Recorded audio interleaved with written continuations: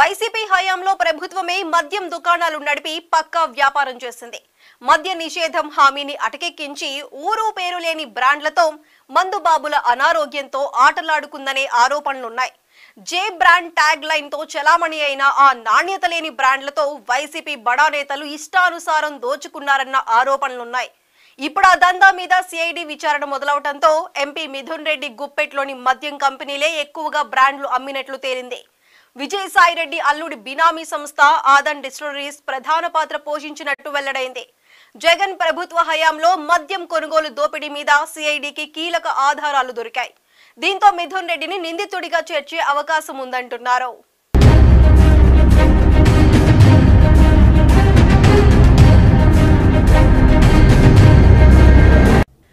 జగన్ ప్రభుత్వ పెద్దలు వైసీపీ ముఖ్య నాయకులు సూత్రధారులుగా కొనసాగించిన మద్యం కుంభకోణంలో కీలక పాత్రధారి ఏపీ బెవరేజెస్ కార్పొరేషన్ మాజీ ఎండీ డి వాసుదేవరెడ్డికి ఇప్పటికే సిఐడి ఉచ్చుబిగిసింది. జగన్ ప్రభుత్వంలో తనదైన శైలిలో చక్రం తిప్పిన మాజీ మంత్రి పెద్దిరెడ్డి రామచంద్రారెడ్డి కొడుకు రాజంపేట ఎంపీ మిథున్ రెడ్డి ఇప్పుడు జే బ్రాండ్ లిక్కర్ కేసులో బుక్ అవడం ఖాయమంటున్నారు.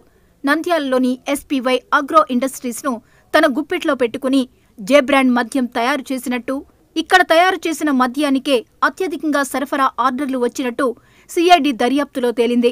వైసీపీ అధికారం చేపట్టాక ఆదాన్ డిస్టిలరీస్ ప్రైవేట్ లిమిటెడ్ ఏర్పాటైందని, ఇది వైసీపీ ఎంపీ విజయసాయిరెడ్డి అల్లుడైన రోహిత్ రెడ్డి బినామీ సంస్థ అని సిఐడి అధికారులు గుర్తించారు.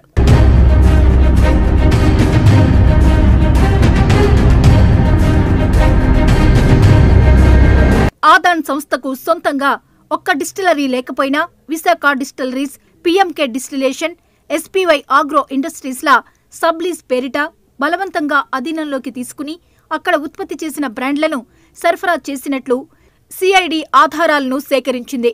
సిఐడి దర్యాప్తులో వెలుగు చూసిన అంశాల ఆధారంగా మిథున్ రెడ్డితో పాటు పలువురు అధికారులు, డిస్టిలరీల ప్రతినిధులు, ఈ దందాను వెనుక ఉండి నడిపించిన నాయకులతో పాటు కొందరు కీలక వ్యక్తుల్ని నిందితులుగా చేర్చే అవకాశం ఉందంటున్నారు. జగన్ పాలనలో మద్యం కొనుగోలు ఆర్డర్లలో వేల కోట్లు కొల్లగొట్టినట్లు సిఐడి గుర్తించింది. నాటి ప్రభుత్వ పెద్దలకు సన్నిహితులతో పాటు వారి బినామీలకు ప్రభుత్వ పెద్దలు ఫిక్స్ చేసిన కమిషన్లు ఇచ్చిన మద్యం సరఫరా కంపెనీలకే 90% పైగా కొనుగోలు ఆర్డర్లు కట్టబెట్టినట్టు దర్యాప్తులో తేలింది. ఆ సరఫరా సంస్థల నుంచి కొన్న మద్యానికి చెల్లించే బేసిక్ ప్రైస్ను అడ్డగోలుగా పెంచేసి అనుచిత లబ్ధి కలిగించినట్లు స్పష్టమైంది.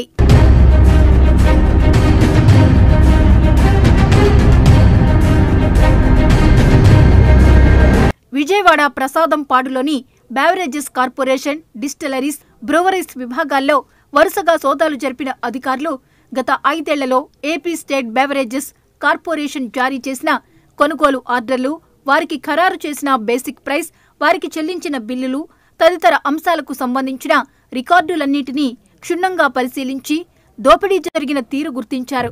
ఏపీ ఎస్బీసీఎల్ దగ్గర మొత్తం ఎన్ని మద్యం సరఫరా కంపెనీలు రిజిస్టర్ అయ్యాయి, గత 5 ఏళ్లలో ఎంత విలువ చేసే, ఎంత పరిమాణపు మద్యాన్ని ఆయా కంపెనీల నుంచి ఏపీ ఎస్బీసీఎల్ కొనుగోలు చేసింది, అందుకు ఏ విధానాన్ని అనుసరించిందనే వివరాల్ని రికార్డుల ఆధారంగా సిఐడి విశ్లేషించగా దోపిడీ గుట్టంతా బయటపడింది.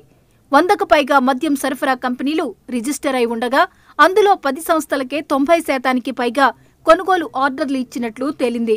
వీటిలో కొన్ని కంపెనీలకు అసలు సొంత డిస్టిలరీలే లేవని, ఇతరులకు వాటిలో పాగా వేసి అక్కడ జే బ్రాండ్లు ఉత్పత్తి చేశాయని గుర్తించింది.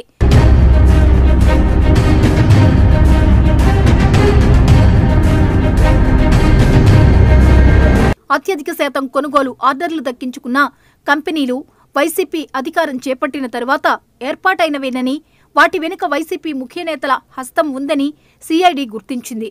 జగన్ పాలనలో అనుమతి పొందిన మద్యం బ్రాండ్లకే ఎక్కువగా ఆర్డర్లిచ్చినట్టు సిఐడి తన దర్యాప్తులో తేల్చింది.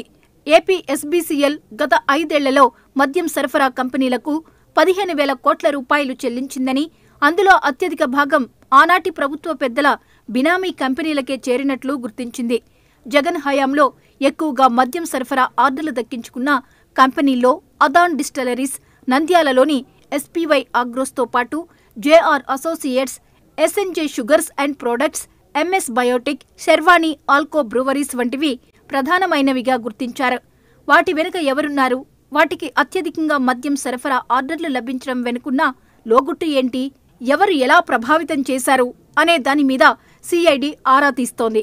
కొన్ని కంపెనీలు ఒక్కో మద్యం కేసుకు కొంత మొత్తం చొప్పున కమిషన్ చెల్లించి ఆర్డర్లు దక్కించుకున్నట్లు సిఐడి గుర్తించింది. ఆ కంపెనీల వివరాలు సిద్ధం చేసింది. ఆ క్రమంలో పెద్దిరెడ్డి మిథున్ రెడ్డి, విజయసాయిరెడ్డి అల్లుడి పేర్లు ఫోకస్ అవుతుండడం వైసీపీ వర్గాల్లో ప్రకంపనలు రేపుతోంది.